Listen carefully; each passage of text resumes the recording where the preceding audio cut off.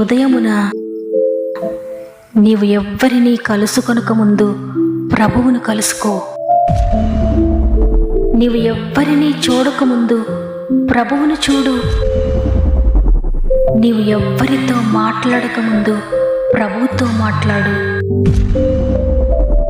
నీవు దేనిని వెదకకముందు ఆయన రాజ్యమును నీతిని వెదకు.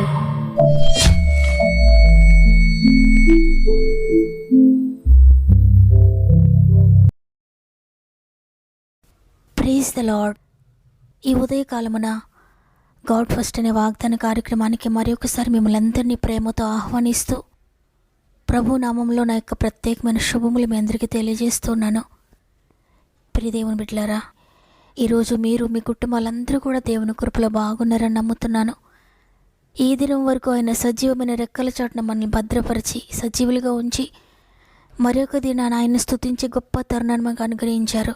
అందుని బట్టి దేవుని స్తుతిస్తున్నాను. ఈ ఉదయాన్ని మీరు ఏ భయంతో లేచారో ఏ బెంగతో లేచారో నాకు తెలియదు, కానీ ఏ పరిస్థితులు మేము కృంగదీస్తున్నా కూడా దేవుని సహాయాన్ని తీసుకోండి. లేవగానే దేవునితో గడపండి, దేవునితో మాట్లాడండి, వాక్యాన్ని చదవండి, దేవుడిస్తున్న వాగ్దాన్ని రిసీవ్ చేసుకోండి. దేవునికి నమ్మకంగా జీవించడానికి మీ సాయశక్తుల ప్రయత్నం చేయండి. దేవా, నీ కొరకు నమ్మకంగా నేను జీవించాలి, నేను పడిపోకూడదయ్యా, తప్పిపోకూడదయ్యా, మాటల్లో చూపుల్లో చేతల్లో దేనిలో కూడా నేను తప్పిపోకూడదయ్యా. నీ శక్తితో నన్ను నింపండయ్యా. పరిస్థితులు ఏ విధంగా వచ్చినా నీతి మార్గం తప్పకూడదని ప్రార్థనతో మీ దినమును ప్రారంభించండి. తప్పకుండా దేవుడు మీ చేపట్టుకుని నడిపిస్తాడు.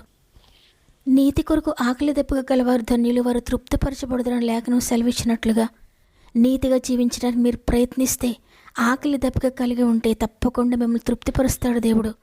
ప్రతి విషయంలో మీరు తృప్తి కలిగి జీవించడానికి దేవుని సహాయాన్ని మీరు పొందుకుంటారు. మీరు ఇంకెవరైనా సమస్యలు గుండా వెళ్తూ ఉంటే మీకు ప్రార్థన అవసరతలన్నీ కామెంట్ రూపంలో నాకు తెలియచేయండి. తప్పక మీ అందరి కొరకు ప్రార్థిస్తున్నాం. మీరు కూడా ప్రార్థించండి. ప్రార్థనే మీ జీవితాలు అద్భుతాలు చేయబోతుంది.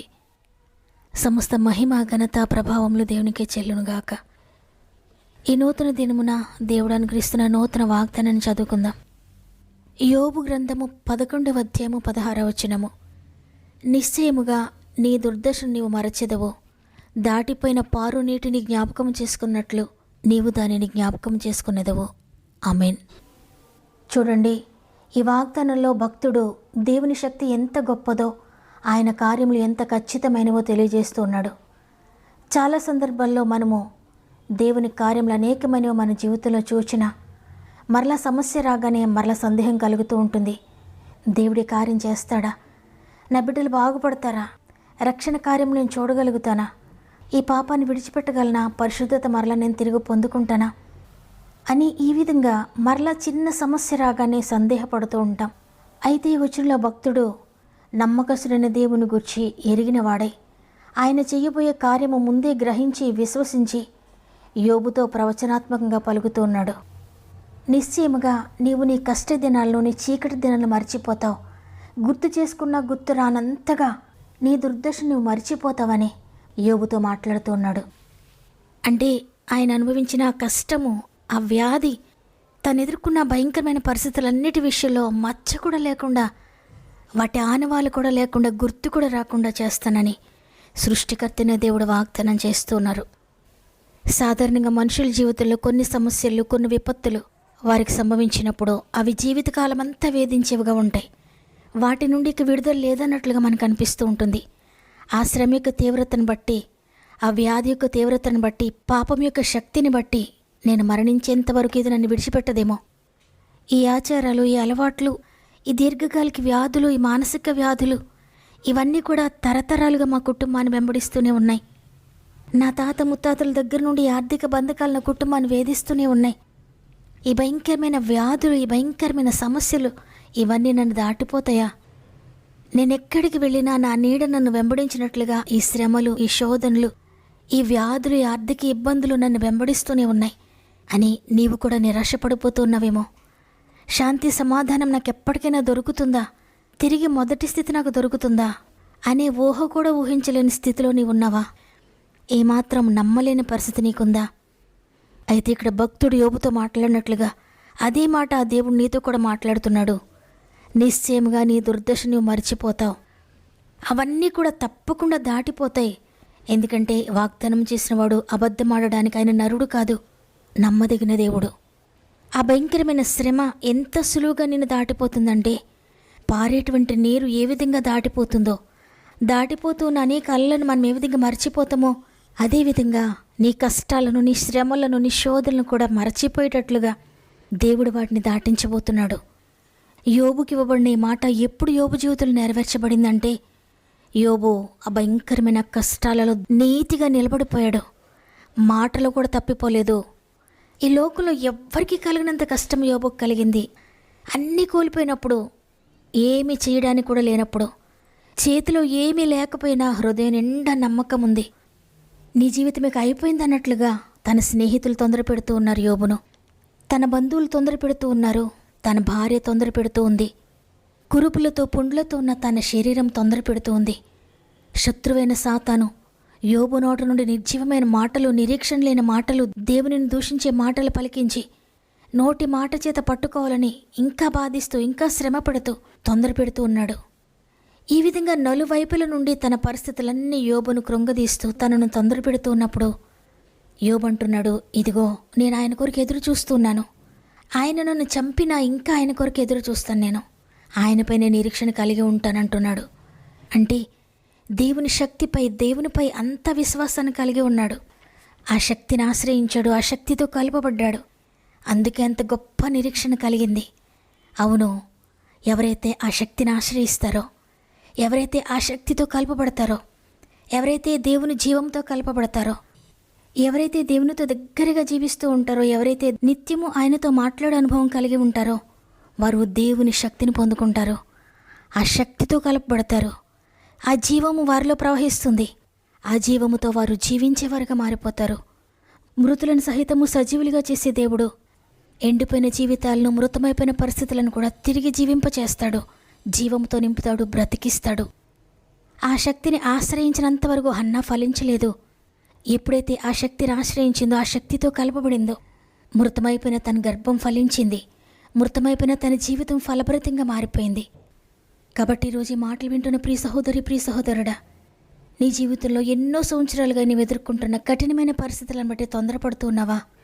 ఎవ్వరికీ చెప్పుకోలేక పైకి మంచిగా కనబడుతూ ఉన్నా లోలోన కృంగిపోతూ నీ మనసులో నువ్వు నలిగిపోతూ ఉన్నావేమో. ఈరోజు ప్రభు నీతో మాట్లాడుతున్నారు. ఒక్కసారి వాగ్దానాన్ని గుర్తు చేసుకో.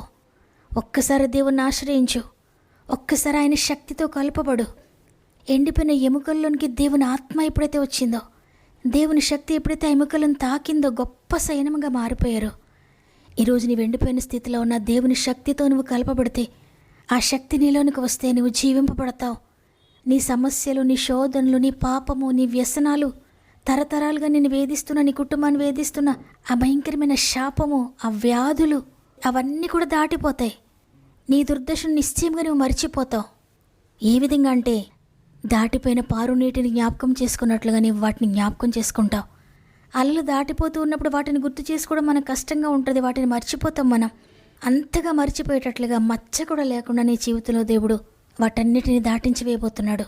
కాబట్టి ఈరోజు ఈ మాటలు వింటున్న ప్రియ చెల్లి, ప్రియ తమ్ముడు, ఇక భయపడొద్దు. ఆయన శక్తి కొరకు వేడుకో. అయ్యా, నీ శక్తి నేను పొందుకోవాలి. నీ జీవాన్ని నేను పొందుకోవాలయ్యా. నన్ను దర్శించండి, నన్ను ముట్టండి. నీ శక్తితో నన్ను నింపండి అయ్యా అని అందరం కలిసి ప్రార్థన చేద్దాం. మీరు ఏ అనారోగ్యంతో ఉన్నా, ఏ శ్రమతో ఉన్నా, ఏ కన్నీటితో ఉన్నా, ఈ ఉదయం లేవగానే ఏ కష్టం మిమ్మల్ని వేధిస్తూ ఉన్నా, ఒక్కసారి నాతో మోకరించండి. మనందరం కలిసి విజ్ఞాపన చేద్దాం.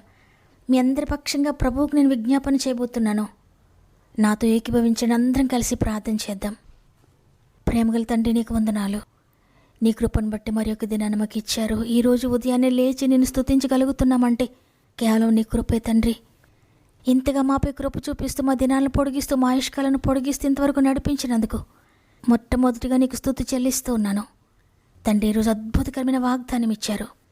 మీ శ్రమలు, మీ సమస్యలు, మీ రోగాలు మీకు గుర్తు రాకుండా దాటించేస్తున్నాను. వాటిని మీరు గుర్తు చేసుకున్నా కూడా గుర్తు రానంతగా మీ జీవితంలో అద్భుతం జరిగిస్తున్నాను వాగ్దానం చేశారు. ఎంతమంది వాగ్దానాన్ని విశ్వసించి మోకరించారో, పరిశుద్ధాత్ముడా ప్రతి ఒక్కరిని ఇప్పుడు మీరు టచ్ చేయండి. నీ శక్తి ప్రతి ఒక్కరిని తాకునుగాక.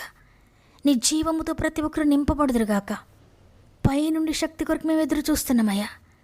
పైనుండి శక్తితో నింపండి తండ్రి. నీ ప్రియమైన బిడ్డలందరినీ నీ స్వాధీనం చేసుకోండి. ఎంతమంది అయితే నీ శక్తి కొరకు వేడుకుంటున్నారో, అడుగుతున్నారో, పరలోకపు జీవమా ప్రతి ఒక్కరిలో నిండిపోండి. పరిశుద్ధాత్ముడ ప్రతి ఒక్కరిలో నిండిపోండి. వారి జీవితంలో ఉన్న ప్రతి సమస్యలతో మీరు జోక్యం చేసుకోండి. ఏ సమస్యతో వారు నలిగిపోతున్న ప్రతి సమస్యలో విడుదల యేసునామములో ప్రకటిస్తూ ఉన్నాను. ఎంతమంది అయితే కామెంట్ రూపంలో వారి అవసరాలు తెలియజేస్తున్నారో అందరి జీవితాల అద్భుతములు జరుగునుగాక. అందరి జీవితాల పాపము నుండి విడుదల పొందుకొందురుగాక.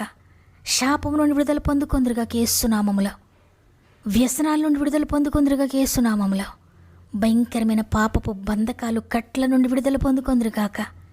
అనేక రక్షణ కార్యములు ప్రతి కుటుంబంలో మీరు జరిగిస్తున్నందుకు వందనాలయ్యా. ఎంతమంది అయితే భర్త రక్షణ కొరకు, భార్య రక్షణ కొరకు, బిడ్డల రక్షణ కొరకు ప్రార్థిస్తున్నారో అద్భుతం జరిగిస్తున్నందుకు వందనాలయ్యా. అనారోగ్యంతో పడున్న వారిని లేవనెత్తండి. ఐసీలో ఉన్న వారిని లేవనెత్తండి. ఆర్థిక బంధకాలతో అప్పులతో నలిగిపోతున్న వారిని లేవనెత్తండి. ఇంటి సమస్యలతో, కుటుంబ సమస్యలతో నలిగిపోతున్న వారిని లేవనెత్తండి. కోర్టు కేసెస్లో నలిగిపోతున్న వారిని లేవనెత్తండి. అన్యాయంగా ఏదైనా కేసులు వారి మీద ఉంటే కొట్టివేయండి అయ్యా. విడిపోయిన భార్య భర్తలను తిరిగి కలపండి తండ్రి. ఉద్యోగ సమస్యలను విడుదల ప్రకటిస్తున్నాను యేసునామములో. వ్యవసాయాలను దీవించండి, వ్యాపారాలను దీవించండి, చేతి పనులను దీవించండి, పాడి పంటలను దీవించండి. చదువుకుంటున్న బిడ్డలందరికీ తోడు ఉండండి. ఎగ్జామ్స్ రాస్తుంటే మీరు తోడుగా ఉండండి. మంచి రిజల్ట్స్ ఇచ్చేయండి. ఉద్యోగ ప్రయత్నాలు చేసి ఎగ్జామ్ రాసిన బిడ్డలందరినీ చేతులకు అప్పగిస్తున్నాను. డిఎస్సి ఎగ్జామ్ అయినా, ఏ కాంపిటేటివ్ ఎగ్జామ్ అయినా వారు నిరుత్సాహపడకుండా మంచి భవిష్యత్తును వారికి దయచేస్తున్నారు నమ్ముతున్నాను. స్వంత గృహాలు లేని బిడ్డలందరికీ నీ కృపను బట్టి స్వంత గృహాలు మీరు అనుగ్రహించండి. గర్భఫలం లేని బిడ్డలందరినీ నీ శక్తితో నింపండి. నీ శక్తితో కలుపుకుంటున్నానయ్యా. అద్భుతం జరిగించండి. గర్భంతో ఉన్న బిడ్డలందరికీ 9 నెలలు మీరు తోడుగా ఉండి సేఫ్ డెలివరీ స్థాయి చేస్తున్నందుకు వందనాలు.